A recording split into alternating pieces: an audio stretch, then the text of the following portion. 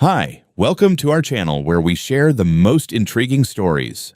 When a stubborn Texas farmer finds his peaceful life upended by a ruthless HOA president and a stolen tractor, a quiet land war ignites. What starts as neighborly tension spirals into a gripping battle of lies, power, and legacy, where one man fights to protect what's his.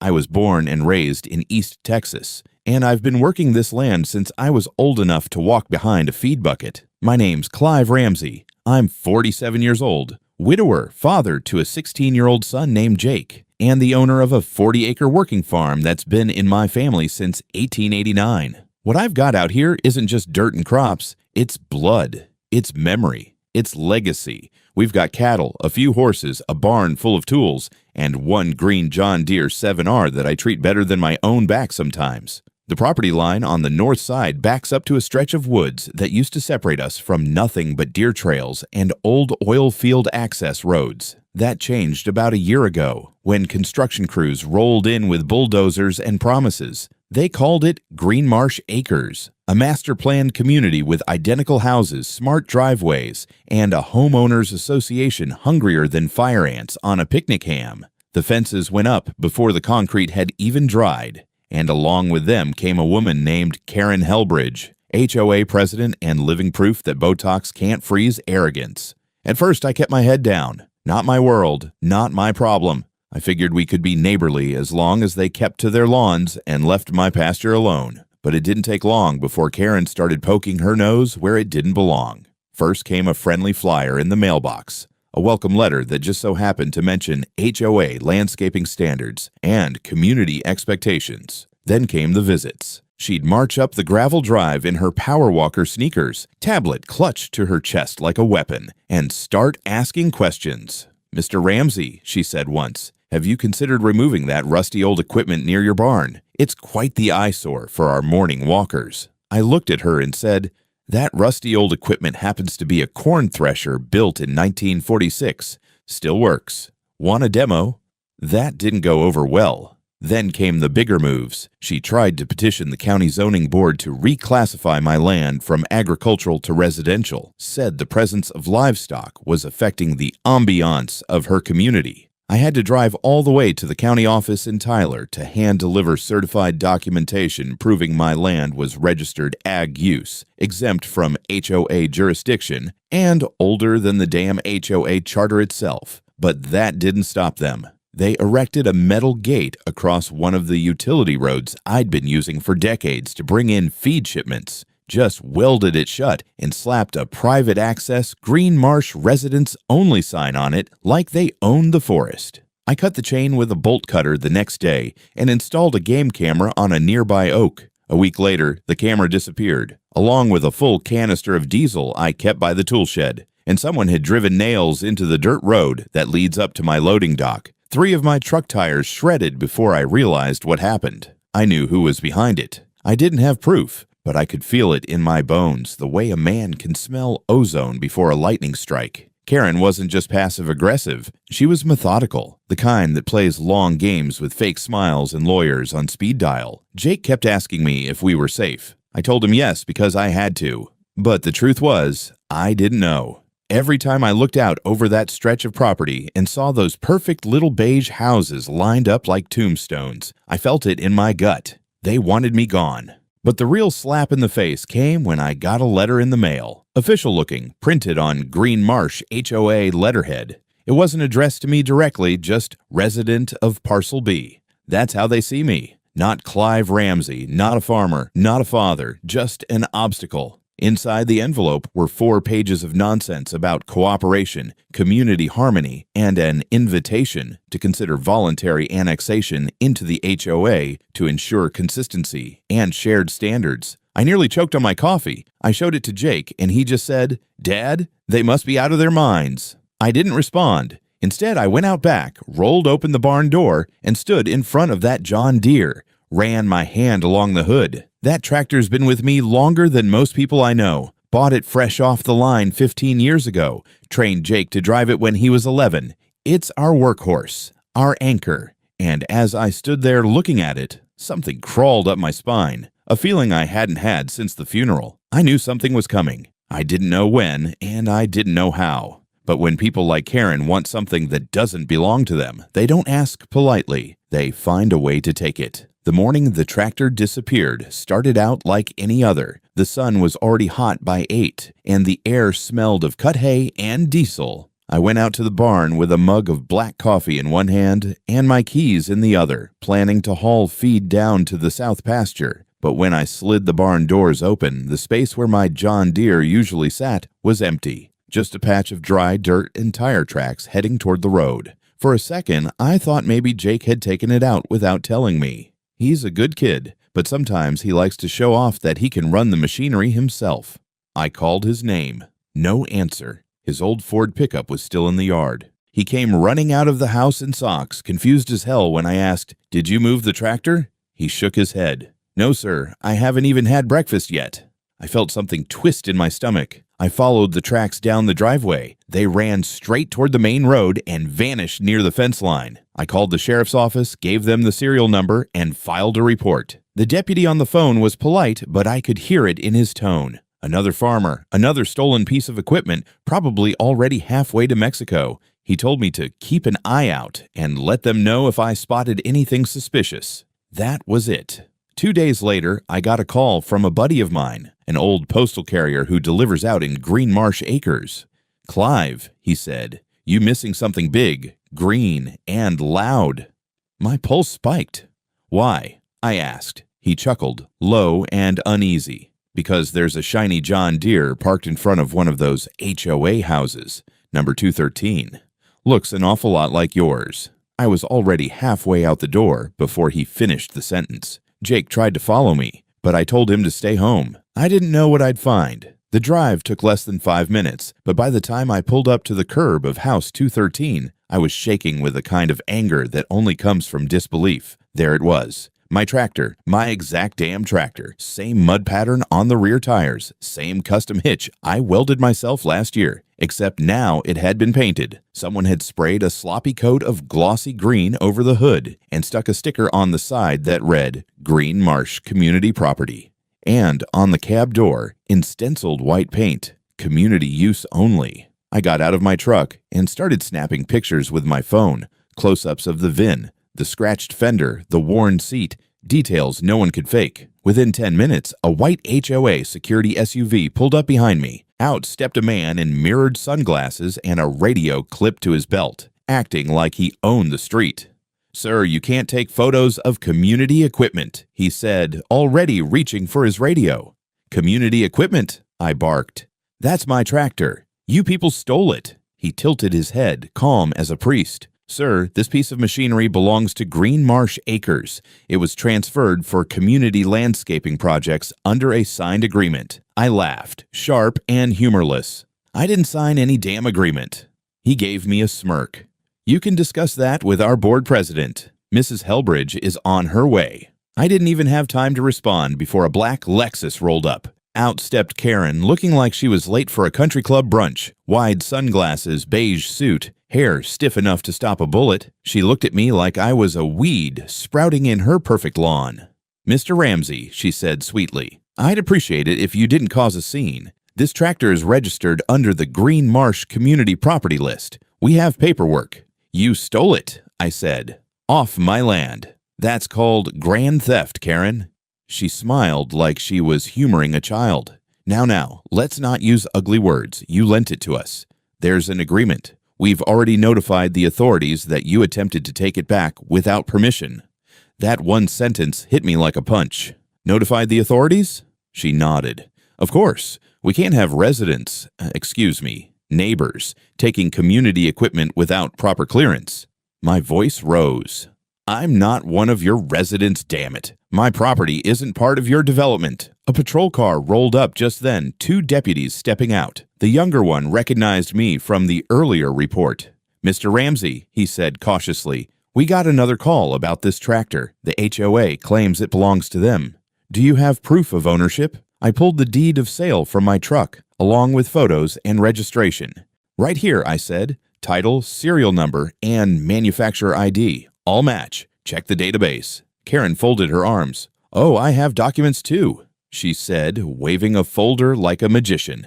Signed rental agreement, 12 months, community use. He must have forgotten he signed it. The deputies exchanged looks. One of them stepped aside to radio dispatch. I stood there, heart hammering, while she smirked like she'd already won. 10 minutes later, the deputy came back and said, "Mr. Ramsey, we can't determine ownership right now. You'll need to take this up with civil court. For now, we're advising you not to move the tractor until it's resolved." I couldn't believe what I was hearing. "So you're telling me I can't take back my own property from thieves?" He sighed. "Sir, it's a civil dispute. We can't make a call without documentation verification." Karen turned to me, all sugar and venom. "See, it's best to stay calm, Clive. Don't do anything rash." I wanted to break something. Instead, I climbed back into my truck, rolled up the window, and took one last photo through the windshield. Her reflection was in the glass, smiling like a vulture perched on a fence post. By the time I pulled into my driveway, the anger had settled into something colder. I sat there for a long time, engine idling, staring at the barn's empty doorway. They'd crossed a line now. It wasn't about zoning or fences or diesel cans. They'd taken something that was mine and twisted the law around it, and I knew exactly whose hands were behind it. 2 days later, just as the morning fog was lifting off the pasture, a sleek black SUV rolled down my driveway like it owned the place. I was fixing a hinge on the barn door when I heard the tires crunching on the gravel. Out stepped Karen Helbridge, flanked by a man in a suit that probably cost more than my truck. He carried a leather briefcase and wore a pinched expression like he'd rather be anywhere else. "Mr. Ramsey," Karen said, voice smooth as syrup and twice as fake. "I thought we could clear up this unfortunate misunderstanding." I leaned on my hammer. "The misunderstanding where you stole my tractor, repainted it, and called it yours?" The lawyer raised his hand before she could reply. "My name is David Lang. I represent Green Marsh Acres Homeowners Association. We have documentation proving the association entered into a 12-month rental agreement for the tractor in question, signed by you." He opened the briefcase with a soft click and pulled out a folder. I took it, unfolded the top page, and felt my jaw tighten. There it was, a rental agreement with my name typed neatly across the top, my supposed signature at the bottom. Only it wasn't my signature. It looked close. Close enough that someone who'd only seen it once might believe it. But I sign every feed receipt, every county permit, every check to the feed mill, and I know my own hand. The curl of the C was wrong. The tail of the R was too sharp. Whoever forged it tried hard, but not hard enough. The second page listed a driver's license number that wasn't mine and referenced a community lease program that didn't exist. The date of the agreement matched the day I'd been 3 counties over delivering hay bales. I still had the GPS log from my truck and the invoice signed by the buyer. I looked up at Karen.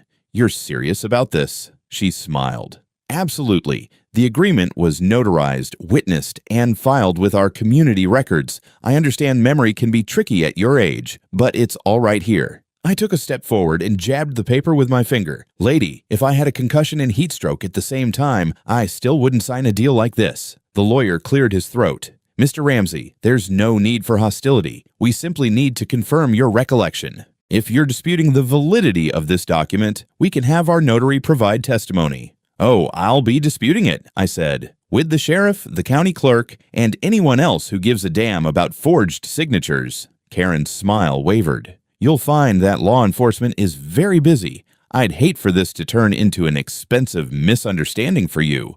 That was it. No more pretending. I told them both to leave my property before I called the sheriff myself. She gave me one last sugary smile before getting back into her SUV. "Do what you must, Mr. Ramsey. We'll be proceeding as planned." As they drove off, I noticed a small drone hovering near the tree line, one of Jake's. The kid had been watching from the porch and sent it up the moment he saw the SUV. Smart boy. I waved it toward the departing car, and it followed just long enough to get the plate numbers. That afternoon, I called the sheriff's office again. The same deputy sounded less patient this time. "Mr. Ramsey, these HOA disputes get messy," he said. "You sure you didn't sign anything?"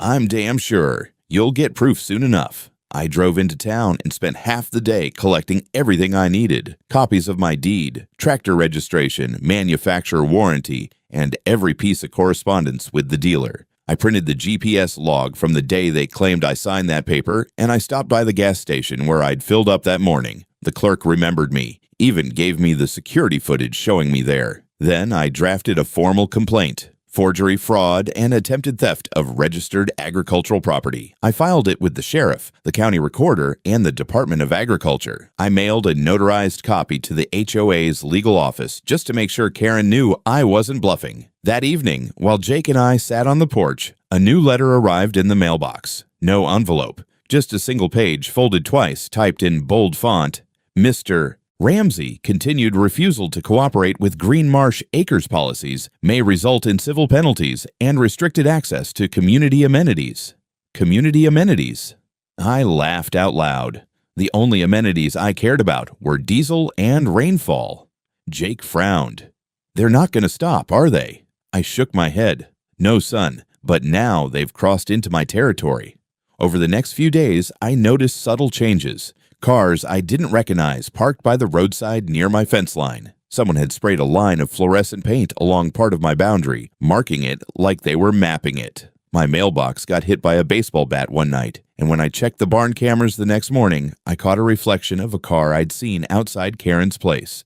I sent everything to my lawyer. He told me to start documenting every incident, time, date, photo, witness, if possible. So I did. I became my own surveillance department. Jake helped me set up motion sensors, hidden cameras, even a trail cam near the diesel shed. One night I told him half joking, "Feels like we're building a war bunker, not running a farm." He grinned. Maybe both. By the end of the week, I had a folder thicker than a Bible, full of proof that this wasn't just a dispute. It was an organized campaign. And if Karen thought she could intimidate me with fake signatures and legal letters, she was about to learn that a Texas farmer with a camera and a temper is a bad man to steal from. It was barely past midnight when the dog started barking. Not the usual possum in the trash bark, but sharp, frantic alarms that cut through the still night like rifle cracks. I sat up in bed before I was fully awake, the old ache in my ribs flaring as I swung my legs to the floor. Jake was already at the window, holding his phone, eyes scanning the tree line. "Movement on cam 3, he said. "Near the east fence line. 2 figures, flashlights." I didn't waste time asking questions. I grabbed the pump-action shotgun from behind the door, not loaded but big enough to make a point, and stepped into my boots. Jake pulled up the drone controls, launched one of the little recon birds we'd modified with infrared, and sent it buzzing into the dark like a mechanical hornet. The feed came up on my tablet as I stepped onto the porch. 2 people in dark clothing were creeping along the outer edge of my eastern field, just past the line where the HOA development started. One of them held a clipboard. The other had a can of paint. Spray paint. They were marking something again. I clenched my jaw.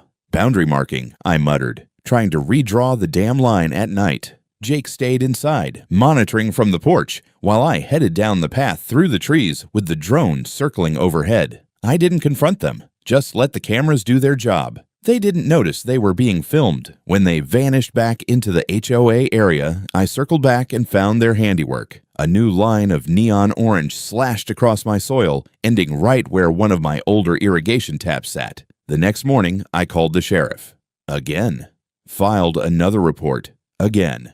The deputy sounded tired. "We'll send someone to take a look," he said. "But unless they actually cross onto your land—" "They did cross onto my land," I snapped. "I've got video, timestamps, GPS overlay, and matching footprints," he sighed. "Just keep your documentation going. This sounds like it's heading for civil court." By now, my documentation binder had its own shelf. Jake made a joke that we should install a barcode on it and start charging checkout fees. Later that day, I got a text from my feed supplier. "Delivery rerouted. HOA blocked the road access. Sent driver home." I nearly threw my phone through the barn wall. I drove down to the south access gate and found a brand new community access only barrier bolted into the ground, complete with a laminated sign about protecting neighborhood safety. It was the last passable utility road on that side of the farm. The other had already been chained off weeks ago. They were tightening the noose, inch by inch, and then, like a sick joke, the tractor came back. It happened the same way it vanished, quietly. One morning, I opened the barn, and there it was, parked right where it used to be. Only now it had a different coat of paint, mismatched parts, and a broken ignition casing like someone had tried to hotwire it. The Green Marsh Community sticker had been scraped off, but the outline still lingered like a scar. I didn't touch it. I just took photos from every angle. When Jake arrived, I told him not to go near it either. Something stunk. He launched the drone for an aerial sweep, and sure enough, 3 sets of muddy tire tracks led from the rear HOA access trail straight to the barn. It wasn't over, not by a long shot. 3 days later, I got the knock. It was a county compliance officer and a building inspector. We received an anonymous report about unpermitted structures on your property. The inspector said, "Routine evaluation. Mind if we take a look?" I didn't laugh, but it was close. "Sure," I said, "as long as you tell me who made the report." They both looked uncomfortable. Can't say, but we'll be brief. I walked them around the barn, the feed shed, the pole structure I'd repaired last spring, all built before Green Marsh Acres ever existed. Everything was properly recorded, permitted, and older than their entire neighborhood. When we finished, the compliance officer actually apologized. "Honestly, Mr. Ramsey, this all looks fine. Nothing out of order." I nodded. "Glad you came out. Now I don't have to sue you for trespassing." As they drove off, I spotted Karen standing across the field near her perfectly square mailbox. Arms crossed, watching. I waved. She didn't. That night, I found a dead squirrel stuffed into my mailbox. No note, just a silent warning wrapped in fur. Jake called it psychological warfare. I called it cowardice. But it worked. I didn't sleep much after that. Every noise outside felt like an ambush. Every parked car on the street could be another HOA stunt. They weren't trying to buy me out anymore. They were trying to make me crack. Jake, bless him, kept things running while I started building a formal case with my lawyer. We pulled title history, tractor ownership docs, video footage archives, cell phone location logs, and even subpoenaed the notary who witnessed my forged signature. That's when things got even weirder. The notary's name was Linda Mendoza. I remembered her from the county fair. She'd been doing cheap notarizations for dog breeders. But when my lawyer dug deeper, she found out Linda had already been flagged twice for irregular paperwork in other property disputes. 2 of her signatures were under investigation for fraud in another county. And guess what? Both those cases also involved Karens. Same handwriting, same format. HOA war veteran. We were getting closer, but I wasn't ready for what would happen next, because 5 days later, I heard that familiar engine rumble echoing through the forest. I grabbed the binoculars, ran to the back of the property, and there it was again. The John Deere. My tractor moving, being driven away by a man I didn't recognize, heading through the woods behind the HOA lots. And this time, I followed. I didn't have a plan when I took off after that tractor. Just adrenaline and rage boiling under my ribs, mixing with weeks of insult theft and calculated humiliation. I didn't even grab my phone. I just hopped into the old Ford and cut through the southern tree line, following the fresh tracks in the dirt like a bloodhound. The bastard driving it didn't bother to hide. The trail led straight behind one of the new homes on the HOA side, through a gap in the fence that wasn't there 2 weeks ago. I killed the engine, rolled the truck to a stop under the trees, and watched from the shadows. There were 3 of them, 1 in the tractor, 2 more standing beside a green golf cart with Green Marsh Acres Volunteer Patrol printed on the side in crooked vinyl letters. They were laughing about something. One held a clipboard. The other popped the hood on the tractor like they were about to inspect it, or maybe strip it. I stepped out of the trees. "That's far enough," I said. They all turned at once. The guy in the tractor froze. The one with the clipboard stepped forward like he was giving a damn TED Talk. "Sir, I'm going to have to ask you to return to your home. This machinery is HOA property under Emergency Transfer Clause 14B. You're trespassing."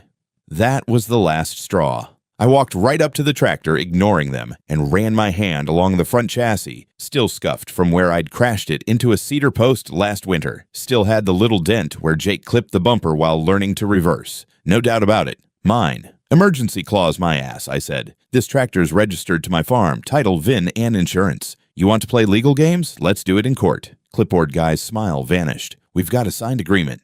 "Yeah, bring it out. Let's compare ink strokes." I turned toward the driver and pointed. "Get off my equipment. Now." The man in the tractor made the mistake of trying to stand his ground. He revved the engine like it was a show of dominance, and then the one with the golf cart hit me. I didn't see the crowbar until it was halfway to my ribs. The pain hit like a freight train. My knees buckled. Everything spun. I went down hard, shoulders smashing into the gravel. The taste of dirt and copper filled my mouth. I tried to roll, but a boot slammed into my back.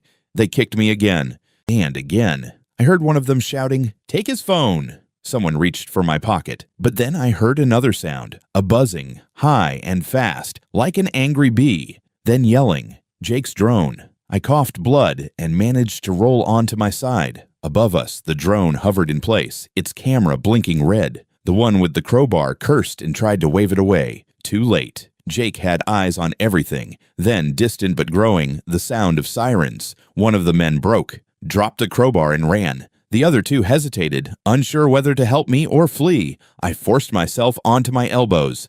"Run, cowards!" I spat, blood trailing down my chin. They did. I lay there in the dirt, ribs screaming, vision blurring, while the drone kept recording. The sirens got closer, blue and red lights flashed through the trees. Jake burst through the woods first, phone still in his hand, eyes wide with panic. "Dad, stay down! I've got it all. Video, audio, drone feed." I called 911 the second I saw them pull the tractor. The sheriff's truck skidded to a stop behind him. Deputies fanned out. One knelt beside me, already calling for an ambulance. "Assaulted on your own property?" he asked, incredulous. "Who the hell are these guys?" I tried to answer, but everything started to fade. I remember two things after that. The sound of Jake yelling my name as they loaded me into the ambulance, and the sight of my tractor sitting abandoned in the brush, its engine still idling like nothing had happened. They'd tried to break me. Literally, but this time they went too far. This wasn't just theft. This was felony assault. And finally, the law was listening. I woke up in a sterile white room that smelled like antiseptic and plastic curtains. My ribs felt like someone had driven fence posts into them sideways, and my head throbbed like I'd spent the night under a tractor wheel. For a moment, I didn't remember where I was. Then Jake's voice cut through the haze. "Dad?" He was sitting in the corner, hoodie half-zipped, laptop open on his knees. His eyes were red. He hadn't slept, and there were two fast food wrappers stacked beside him. As soon as I turned my head, he bolted up. "You're okay," he whispered. "Jesus, you're okay." The nurse arrived a minute later and gave me the rundown. Cracked rib, concussion, bruised kidney, 2 cracked fingers. But I was lucky. No internal bleeding. The guy with the crowbar had pulled back at the last second, or maybe panicked when he saw the drone. Jake had already filed the police report while I was unconscious. He'd handed over every video, every drone recording, every photo of the tractor and its altered paint job. Even clips from the porch cam that caught the initial theft. My son had done what the sheriff's office never had, laid out the entire story in one tight time-stamped timeline. And this time, it stuck. I spent 2 days in the hospital. On the third, a deputy came to visit. His name was Salazar, and he had a look on his face like someone who'd just realized his department had been ignoring a hornet nest with a smile. "We arrested 2 of the men," he said. "The third, Kevin Walker, turned himself in an hour ago, claimed they were acting under instructions from the HOA president, said they believed the tractor was theirs." I barked a bitter laugh, which immediately hurt like hell. "And I assume they didn't have the paperwork to back that up?" Salazar shook his head. "Worse. We found the forged rental agreement in one of their homes, same one your lawyer submitted to the fraud unit. Only difference? This one had a different date and a different signature. So they forged it twice." "Looks that way." He leaned in. "We also pulled the title history on the tractor, confirmed it's registered under your farm in your name from the day you bought it 8 years ago. That alone buries their emergency clause story." Then he dropped the real bombshell. "We traced the notary signature. Linda Mendoza. She's under active investigation in 2 other counties. There's an open file on her with the state notary commission tied to false affidavits on property deeds." I raised an eyebrow. "Let me guess, both related to HOA adjustments." "One was. The other was a developer deal near Houston. Same handwriting, same pattern." Jake, sitting beside me, tapped his laptop. I already cross-referenced Linda's stamp with the scanned contract Karen brought out. It's fake. The ID number belongs to a notary who died 2 years ago. I pulled the obituary. Salazar blinked at him. "You're, what, 16? 17 in 2 months. Jake said, like it explained everything. We all sat in silence for a moment. "Damn," Salazar muttered. The next day, I was discharged. Jake helped me into the truck, and we drove straight to the sheriff's office. I gave a full formal deposition, signed it, filed an affidavit. My lawyer, Elaine Morgan, was already setting things in motion: civil suit, request for restraining orders, and petitions to revoke the HOA's charter through the county commission. The big shock came the following week. Elaine managed to subpoena internal HOA emails from a whistleblower, someone inside Green Marsh Acres who'd finally had enough. The emails included a message from Karen Helbridge, dated 2 weeks before the first tractor theft, addressed to Security Oversight Committee. Subject: Community Use Equipment Recovery Plan. In it, Karen wrote, "The tractor should be considered a community resource. If the owner does not comply with shared use policy, we will need to apply quiet pressure to establish possession and subsequently claim abandonment under CC&Rs." There it was, in writing. She'd planned the whole thing: theft, forgery, assault, pressure campaign. Even the phrases used, quiet pressure, establish possession, abandonment, were textbook HOA legal manipulation designed to confuse courts and delay reaction. But she'd overplayed her hand. 2 days later, deputies executed a warrant on the HOA office. They seized hard drives, files, digital logs, everything. Karen was arrested at her home for conspiracy to commit fraud, forgery, inciting assault, and property theft. The 3 men who attacked me were already charged with felony assault and attempted grand theft of agricultural equipment. And Linda Mendoza. She was already on a Greyhound to Nevada, caught at a rest stop 20 miles outside Dallas. It wasn't over yet, not by a long shot. But now we had momentum, real charges, real evidence. The county started reviewing the HOA's registration. Local news picked up the story. A headline ran in the East Texas Dispatch: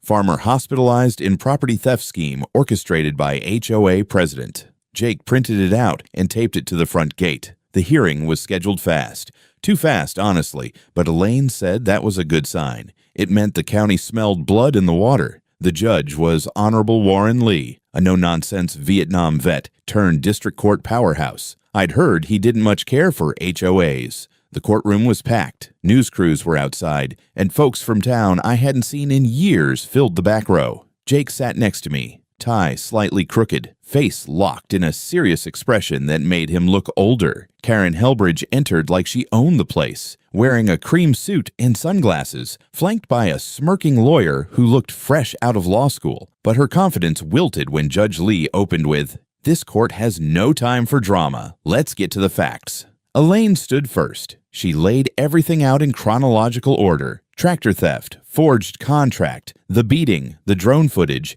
and the internal HOA email. She introduced every piece of evidence with calm precision. At one point, she played the drone clip showing the moment I got hit. The courtroom was silent except for the faint buzzing of the propellers and the sickening crack of the crowbar. Then came Jake. He was sworn in, stepped up to the witness stand, and answered every question clearly. He explained how he'd set up the surveillance, how he'd traced the notary stamp, how he'd found the whistleblower. When he finished, even Judge Lee gave a slight nod of respect. Karen's lawyer tried to spin the whole thing as a misunderstanding. Said the HOA believed the equipment was abandoned. Judge Lee cut him off. "Did your client file any abandonment claim with the county assessor?" "No, Your Honor." "Then save the fiction for a book club." After that, it moved quickly. The judge declared the documents fraudulent. The tractor was confirmed as my sole property. A temporary injunction was placed on the HOA's ability to operate. Then came the bombshell. A grand jury would hear criminal charges against Karen, the notary, and the 3 attackers within the month. Judge Lee finished with, "This court sees a pattern of coordinated abuse. This HOA is hereby suspended pending dissolution proceedings." Outside, cameras flashed. Jake squeezed my shoulder. For the first time in weeks, I exhaled without pain. 2 weeks later, I was back on my porch with coffee in one hand and a stack of certified mail in the other. The air smelled like fresh soil and burned cedar. Jake sat on the steps, boots muddy from morning chores, tapping away on his phone. "County clerk just uploaded the ruling," he said. "It's official. Green Marsh Acres HOA is dissolved." I let out a dry chuckle. Good riddance. The grand jury had handed down indictments on all fronts: fraud, conspiracy, assault, falsification of public records. Karen had been denied bail after they uncovered a stash of unregistered HOA files in a storage unit. Her mugshot made the front page of the Tyler Courier. Her attorney quit the next day. The notary, Linda Mendoza, flipped fast. She agreed to a plea deal in exchange for full cooperation. Turns out, Karen had used her for at least 5 other forged transfers, some going back 2 years. The whole racket unraveled. The men who attacked me, they pled guilty. One turned on the others. Another begged the judge for leniency, claiming he thought I was just some squatter. Judge Lee gave them a year in county plus restitution. My tractor came back with a new paint job, fresh John Deere green, and the county made sure every replaced part was covered by HOA liquidation funds. I even got a personal apology from one of the deputies who once dismissed my complaints. But the best part? Jake. One night over dinner he said, "I want to study law, property rights especially. Nobody should go through what we did." I just nodded. I didn't need to say anything. He already knew how proud I was. A month later, I installed a new steel sign at the old fence line. 3 words etched deep into weatherproof black metal. Farmland. Not for sale.